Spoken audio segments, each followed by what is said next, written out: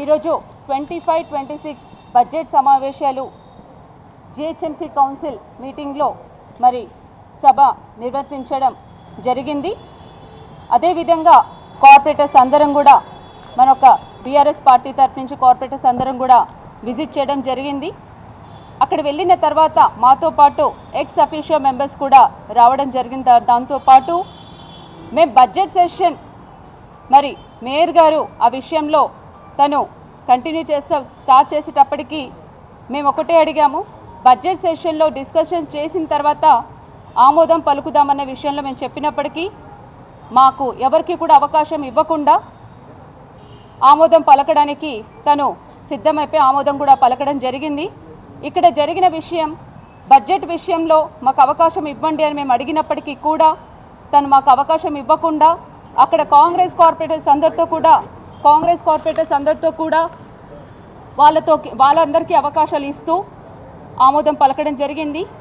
అదేవిధంగా మేము అడిగినాం, అప్పటికి మేము పోడియం దగ్గరికి వెళ్ళి అడిగినప్పటికీ బీఆర్ఎస్ కార్పొరేటర్స్ మా తోటి మహిళలందరి మీద దాదాపు 4 మహిళల మీద ఈరోజు కాంగ్రెస్ జెంట్స్ కార్పొరేటర్స్ అందులో బాబా ఫసుద్దీన్, సిఎన్ రెడ్డి కార్పొరేటర్, మరి మీ అందరికి తెలిసిన విషయమే, ఏ పార్టీ కండువా వేసుకొని ఏ పార్టీ కండువాలకు మారి ఈరోజు పెద్ద పెద్ద మాటలు మాట్లాడుతున్న 2 కార్పొరేటర్స్ ఈరోజు మహిళల మీదకి దాడి చేయడం జరిగింది.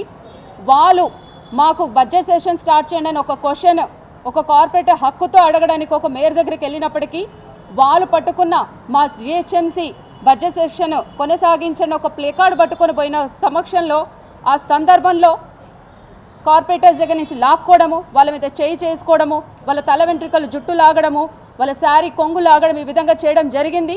బాబా ఫసుద్దీన్, సిఎన్ రెడ్డి ఈ విధంగా దారుణం చేయడం, వాళ్ళు ఎందుకు ఒక మహిళను కూడా చూడకుండా ఈ విధంగా చేస్తున్నారు అనేటప్పటికీ మేయర్ గారు ఇమీడియట్గా మరి మార్షల్స్కి ఇమీడియట్గా తను ఇన్ఫార్మ్ చేసి మా తోటి కార్పొరేటర్స్ అందరినీ కూడా బాయ్కాట్ చేయించడం జరిగింది. ఆ విషయంలో ఈరోజు మా బీఆర్ఎస్ కార్పొరేటర్ తరఫున మేమందరం కూడా మా కార్పొరేటర్స్ అందరినీ బయట ఉన్న వాళ్ళందరినీ కూడా లోపలికి పిలిపించిన తర్వాతనే సభ కొనసాగించాలనే విషయం మేము చెప్పినప్పటికీ కూడా వినకుండా మేము అడిగినందుకు మా మీదకే కాంగ్రెస్ కార్పొరేటర్స్ అందరు కూడా మా మీద గొడవ రావడం, ఆ విధంగా మా తోటి కార్పొరేటర్ మరి తను కూడా మాట్లాడుతుంది తన సందర్భంలో ఏం జరిగిందనే విషయంలో ఆ విధంగా మరి మాట్లాడడం జరిగినప్పటికీ మేము ఒకే ఒక మాట అన్నాం, కొనసాగించండి క్వశ్చన్స్, కానీ మా కార్పొరేటర్స్ వచ్చాకనే కొనసాగించాలని చెప్పినప్పుడు కూడా వినకుండా ఆ విధంగా చేయడము, విత్డ్రా చేస్తాము, లేకపోతే మీకు మీ బీఆర్ఎస్ కార్పొరేటర్స్ అందరికీ బడ్జెట్ ఇవ్వము, డెవలప్మెంట్ ఫండ్స్ ఇవ్వము, మీ విషయాలు ఏందో చూస్తాము, మీ అంతా చూస్తామన్నారు. కానీ ఇక్కడ చెప్తున్నాను, ఈ తెలంగాణ భవన్లో ఈ కారు గుర్తుకి కేసీఆర్ జెండా కండువా కింద వేసుకున్న బీఆర్ఎస్ పార్టీ నుంచి వెళ్ళిపోయిన కార్పొరేటర్స్ ఎవరైతే ఉన్నారో వాళ్ళే చాలా పెద్ద పెద్ద మాటలు మాట్లాడారు ఈరోజు కౌన్సిల్లో. మర్చిపోము, ఏ కార్పొరేటర్ని కూడా సందర్భం వస్తుంది, అతి త్వరలోనే మరి అదే పార్టీ బుద్ధి చెప్తుంది అనేసి నేను ఈ విషయము మీ సందర్భంలో తెలియజేసుకుంటున్నాను. అలాగే డెవలప్మెంట్స్ విషయంలో ఈరోజు మేము అడిగిన వాటికి షేర్ చేసుకోలేకపోయాను. బట్ ఈ భవన్లో ఈరోజు మాకు అవకాశం కల్పించినందుకు చాలా సంతోషంగా ఉంది. కొన్ని విషయాలు మనం మీతో కూడా షేర్ చేసుకోవాలని ఆ విషయాలు మీతో కూడా డిస్కస్ చేస్తాను. ముందుగా జిహెచ్ఎంసీ చరిత్రలో కూడా జరగలేదు ఇంత దారుణం. ఈరోజు కార్పొరేటర్స్ అందరం రాంగోపాల్పేట్ పోలీస్ స్టేషన్లో చరిత్రలో కూడా లేదు ఇలా. ఆ విధంగా పార్టీలో మేము మహిళలము, బీఆర్ఎస్ పార్టీలో ఏ మహిళకి ఈ విధంగా జరగలేదు. మా పార్టీ మా అండ ఉన్న రోజులు మాకు ఉండింది, కానీ ఇంత దారుణంగా రేవంత్ రెడ్డి ఒక మహిళలను కూడా చూడకుండా అంత ఇన్స్ట్రక్షన్స్ ఇచ్చి విధంగా చేయడం అనేది అది ఆ విద్యకి ఆయనకే వదిలేస్తూ ఉన్నాను. ఇంకో విషయం కూడా చెప్పాలి, అలాగే ఫండ్స్ విషయంలో బడ్జెట్ విషయంలో మా తోటి కార్పొరేటర్ కూడా డిస్కస్ చేస్తారు. ముఖ్యంగా వచ్చేసి ఇక్కడ ఉన్న కేబీఆర్ పార్క్ చౌరస్తా, బసవతారక క్యాన్సర్ హాస్పిటల్ విషయంలో మనకి రోడ్ వైడనింగ్ విషయంలో మాకు స్టాండింగ్ కమిటీలో పెట్టినప్పటికీ నేను అది ఆమోదం పలకలేదు. అప్పటికి నేను చెప్తూనే ఉన్నాను, మీరు పెట్టినప్పటికీ మీకు ఇంకో విషయం కూడా చెప్పాను. నేను స్టాండింగ్ కమిటీలో రోడ్ వైడనింగ్ చేస్తున్నప్పుడు నేను ఒకటే చెప్పాను, ముందు జానారెడ్డి గారు ఒకటే మాట అన్నారు, నా ఇంటికే మార్కింగ్గా.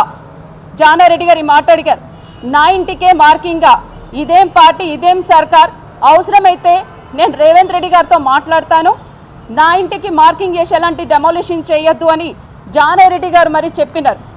ఈ విషయంలో బాలకృష్ణ గారు వాళ్ళ ఇంటి దగ్గర నుంచి కూడా 600 గజాల ప్లాట్ వాళ్ళ ప్రాపర్టీ, జానారెడ్డి గారు ప్రాపర్టీ 500 గజాలు వైడనింగ్లో పోతున్నప్పటికీ మేము ఇవ్వము అనేసి చెప్పారు.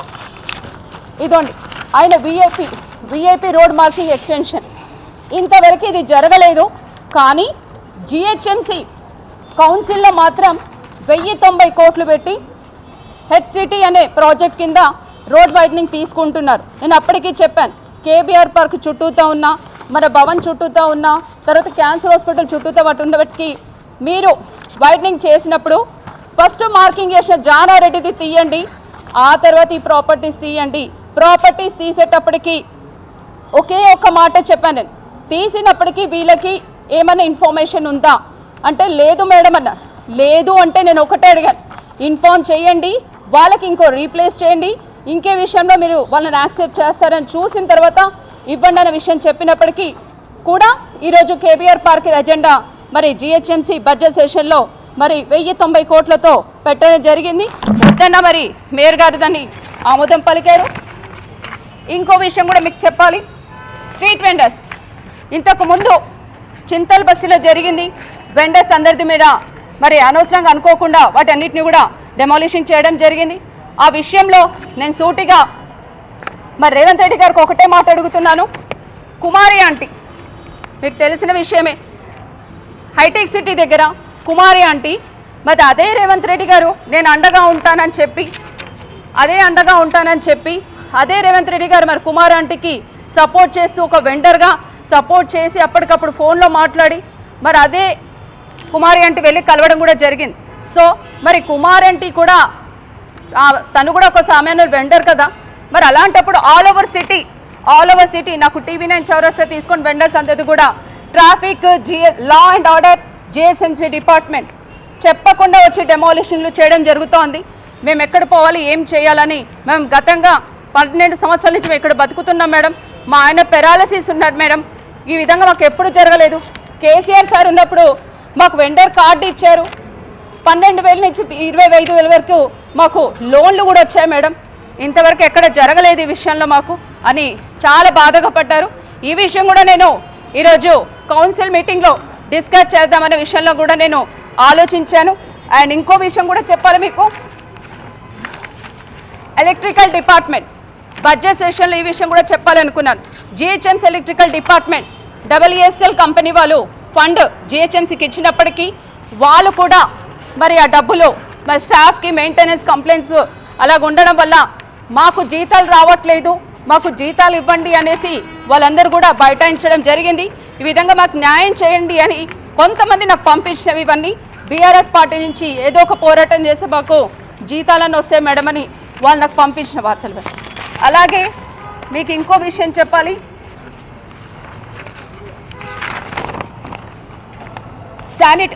మీకు జిహెచ్ఎంసీ తరపు నుంచి ప్రతి ఒక్క డివిజన్కి రామన్ ఐటీ మినిస్టర్గా ఉన్నప్పుడు మాకు 2 బస్తీ దవాఖానాలు కేటాయించడం జరిగింది.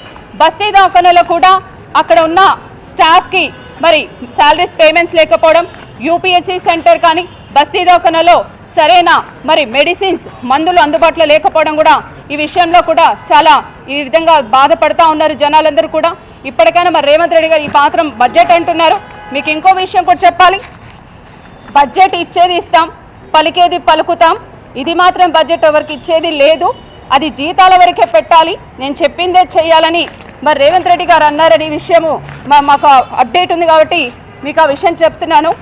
ఇంకో విషయం, జిహెచ్ఎంసీ కమిషనర్ హైదరాబాద్ కమిషనర్ దగ్గరికి మాలాంటి కార్పొరేటర్స్ అందరం కూడా మేము కలవడానికి వెళ్తాం. 2 గంటలు వెయిట్ చేయాలి. ఆ కమిషనర్ చుట్టూతా లా అండ్ ఆర్డర్ పోలీసులను పెట్టుకొని ముందు నించుంటాం. వచ్చే స్టాఫ్ మెంబర్స్ అందరికీ మీటింగ్లు అయితే వచ్చే వాళ్ళందరూ వెళ్తూ ఉంటారు, కానీ మాకు మాత్రం అపాయింట్మెంట్ ఇవ్వడం లేదు. ఇలాంటి జిహెచ్ఎంసీల చరిత్రలో కూడా లేదు ఇలాంటి లా అండ్ ఆర్డర్ పెట్టుకొని ఒక కమిషనర్ అందులో ఉండడం. మరి ఇల్లంబర్త్ కమిషనర్ హైదరాబాద్ కమిషనరా, రేవంత్ రెడ్డి కమిషనరా? ఉంటే హెడ్ ఆఫీస్లో ఉంటాడు, లేదంటే పోయి రేవంత్ రెడ్డి సెక్రటరీలో కూర్చొని ఉంటారు, రేవంత్ రెడ్డి గారు సెక్రటరీలో. ఈ విధంగా మండలి జరుగుతుంది కాబట్టి ఇవన్నీ సూటిగా ప్రశ్నిద్దామనే ఆలోచన మీద మేము క్వశ్చన్స్ చేద్దామంటే మాకు అవకాశం రాలేదు. కాకపోతే మీ ద్వారా ఇవన్నీ చెప్పాలనుకున్నాను. అలాగే సిఆర్ఎంపీ అనే ఒకటి ఉంటుంది. సిఆర్ఎంపీ డిపార్ట్మెంట్ నుంచి స్వీపింగ్ మిషన్స్ ఉంటాయి. నైట్ రోడ్ క్లీనింగ్ చేసే మిషన్స్ సిఆర్ఎంపీ స్వీపింగ్ మిషన్స్ చేయకుండా జిహెచ్ఎంసీ స్వీపింగ్ మిషన్స్ వాడుతున్నారు కాంట్రాక్ట్స్. అంటే ఇక్కడ స్వీపింగ్ మిషన్స్ సిఆర్ఎంపీ, ఇక్కడ GHMC department CRMP sweeping machines వాడడము, ఆ విషయంలో డబుల్ బడ్జెట్ వేస్ట్ అవుతుంది. ఈ విషయంలో జీపీఎస్ మిషన్ పెట్టుకొని ట్రాక్ అంతా చేసి అటెండ్ చేసేమని విధంగా బడ్జెట్ అంతా కూడా మరి ఎటు అవకతవకలు అవుతున్నాయో తెలీదు. ఇలాంటి చాలా వరకు సూటిగా ప్రశ్నిద్దామంటే ఈ విధంగా జరిగింది కాబట్టి ఖచ్చితంగా మేము నిలదీస్తాం, అయ్యేదాకా పోరాడతాం. కౌన్సిల్గా ఒక కార్పొరేటర్ మేము పబ్లిక్లో ఎన్నుకున్నాం, మాకు హక్కు ఉంది. ఈరోజు మాకు ఇన్విటేషన్ అంటే ఇలాంటి బుక్స్ వచ్చాయి కాబట్టి మేము వెళ్ళాం. కానీ తోటి మహిళల మేయర్ తోటి మహిళలకు గౌరవించలేదు. సమయం సందర్భం అతి త్వరలోనే ఉంది. మేయర్ విజయలక్ష్మి గారికి చెప్తా ఉన్నాను. మీకు ఇంకో విషయం చెప్పాలా, జిహెచ్ఎంసీ అవకతవకలు తప్పులు అంటారు. ఇక్కడ సిఎన్ రెడ్డి అనే అతను యాక్చువల్లీ ఇతను ఇప్పుడు కాంగ్రెస్లోకి వెళ్ళారు, కానీ CN Reddy is from BRS అని రాసింది. ఇప్పటికీ కూడా మాకు ప్రతి 3 నెలలకు ఒక్కసారి కౌన్సిల్ మీటింగ్ జరుగుతున్నది. లాస్ట్ టైం కూడా CN Reddy BRS party, but right now CN Reddy is in Congress party. ఇది జిహెచ్ఎంసీ డిపార్ట్మెంట్ చేస్తున్న పనులు.